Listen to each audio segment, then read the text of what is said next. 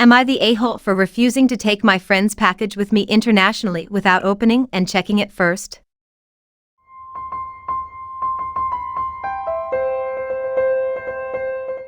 I will soon be flying to the other side of the world, and my friend asked me to take a package with me and deliver it to her friend who lives in the country I am flying to. Now, I trust my friend with my life, but I told her that since it's an international flight, and taking unneeded risks are unwise, I would appreciate it if I can open the package, with her present, and look through it just to make sure there's nothing undesirable in it. My friend immediately gets offended, and she even starts yelling at me, telling me how she can't believe that I don't trust her, and that I am invading her privacy. She told me I'm being selfish and paranoid, and that she won't let me see inside the package because it has sensitive content. That ended up freaking me out more, so I told her that I can't do it if I can't make sure it's safe, and that I'm sorry. She started to cry and left the room. She later left me a text saying I'm selfish, and that she doesn't want to talk to me anymore.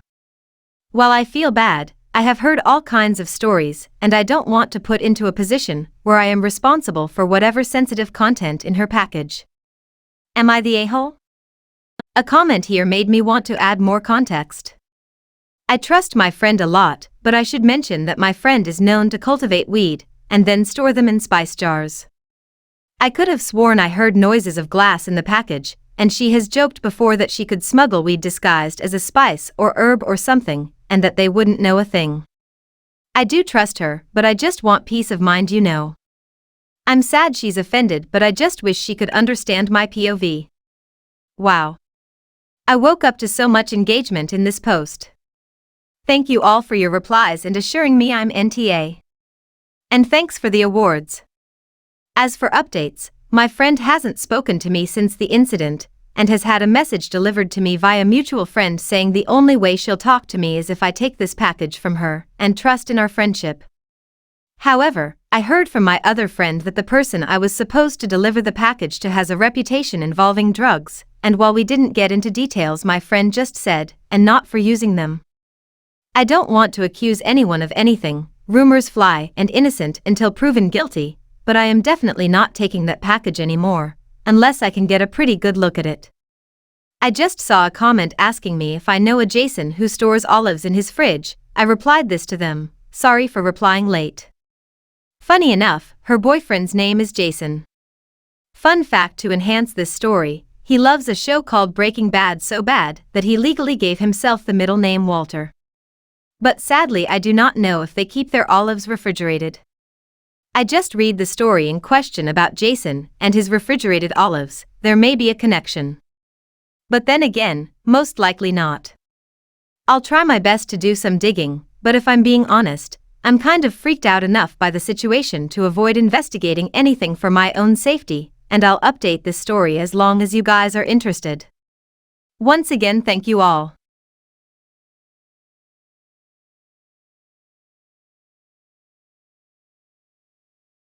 My family had a private plane for a while. We would travel to an island in the Caribbean regularly.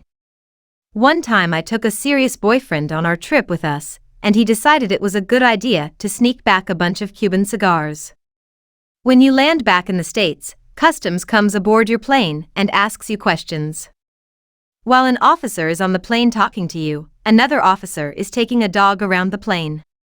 My boyfriend at the time saw the officers coming out of the building towards us and started shitting himself and told everyone he brought Cuban cigars back. I cannot describe the anger in my parents' eyes. Luckily, everything turned out okay, likely because a Mexican private plane landed, and they tear those things apart. I'm being hyperbolic, but customs does spend a disproportionate amount of time on those planes in my anecdotal experience, and oftentimes customs would be brief with us if there was a MX plane in line behind us, but from then on, prior to boarding, my parents would ask if anyone had decided to smuggle anything. I understand Cuban cigars are small potatoes, comparatively. But I remember how fucked up it felt that someone was willing to take risks that impact others, especially when it's not your plane, not your trip, not a risk they signed up for. Since it's been over a decade, it's now become a funny thing, but it was really not funny for a while. I love when people do this to me. Happens all the time because I look very approachable, so I am always the person who gets asked, "Do you have a hairbrush in the bathroom queue? Or could you watch my bag while I nip to the bathroom / get coffee / etc." And with the bag I always reply in my Belfast accent, "Ah, now you'll not want to leave your unattended bag with me." Quickest way to get the wee robot blow that up, and give them the biggest smile. People are dumb AF. I don't know why you're asking me for a hairbrush either. I have a shaved head. But I grew up in Belfast and the troubles and unattended bags, public bins, certain parked cars all ping my senses. We used to get full pat-downs to go into the city centre. As a kid I had my stuffed animal X-rayed just to go into the airport to pick my dad up, and it was suggested you allow 4 to 5 hours for security to fly international or regional to do all the security layers from the multiple checkpoints to drive to the airport, get into the terminal, get airside, be checked again for the plane, plan to be deplaned if someone with a security detail traveled, be checked to deplane at destination, be bussed. Or walk from the separate area you flew into to security at baggage pickup, separate US Customs if flying there, and just security to leave the airport at, say, Heathrow. I happened to fly out of LAX the first day in 2002. They brought in the post-9/11 strict security that Americans were calling a violation of civil rights, and my brother and I were like, it was stricter to go into the chemist in 1989 in Belfast. Is this a joke? My brother and I went to California to visit a friend of his who is a real Anglophile. We are Irish but living in England, so we brought all the usual stuff, dairy milk, tea bags, etc.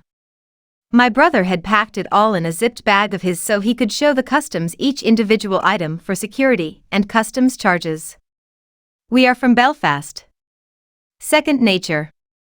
Except the fucking galut had last used the bag to a festival, and while we were standing in the queue for customs at San Francisco, realized he had left a pill of MDMA in the bag. For fuck's sake. We have Belfast issued British passports, it's the early 00s, and we get fucking hammered by customs to check we aren't coming on a J1 or other tourist visa. Never to leave, as Irishers are at this point the biggest abusers of legit visas in the US.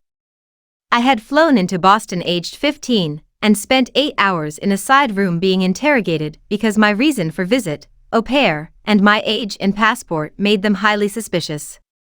I nearly got deported. Fuck Logan Airport. So it's my first time back in the US. I am sweating already, and he says this and starts panicking.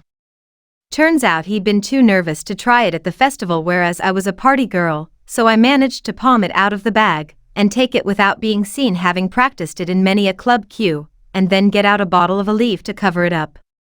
Either the queue was slow or the pill was fast, but I was just coming up as I had my passport checked. Asked reason for visit, I absolutely gushed about going to see John Steinbeck's California. We were not, but I love his writing, and kept saying, and the Celians. The border guy was like, "Oh, you Irish are so friendly," and kept giving me recommendations of places to eat. NTA, never take a risk you don't understand. When I was in the Marines, my friend Chuck asked if I wanted to go motorcycling with him.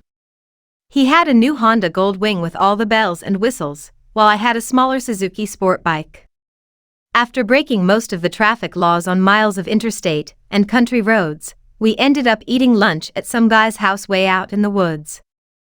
As we prepared to head out, Chuck asked if I wanted to switch bikes for the ride back to base. The guys I rode with used to hop on each other's motorcycles all the time, so this was not unusual. I climbed on the big Honda and fired it up. During the return trip, Chuck maintained the speed limit, signaled every lane change, and generally drove like your grandmother. I chalked it up to his unfamiliarity with my sport bike. We refueled at gas station about a half a mile from the base. Before I was halfway done filling the Honda, Chuck fired up my Suzuki and said he would see me at the barracks. Both of our motorcycles had base stickers on the front forks, so I was waved through the gate without incident. It was dark when I arrived at the barracks. I parked the Gold Wing and handed the key to my waiting friend. He unlocked one of the side bags and pulled out a wadded grocery bag, and gave me a peek inside several pounds of weed divided into sellable plastic bags. Chuck thought it was hilarious that I was his unwitting mule. Had we been pulled over or searched at the gate, I was clearly going to take the fall.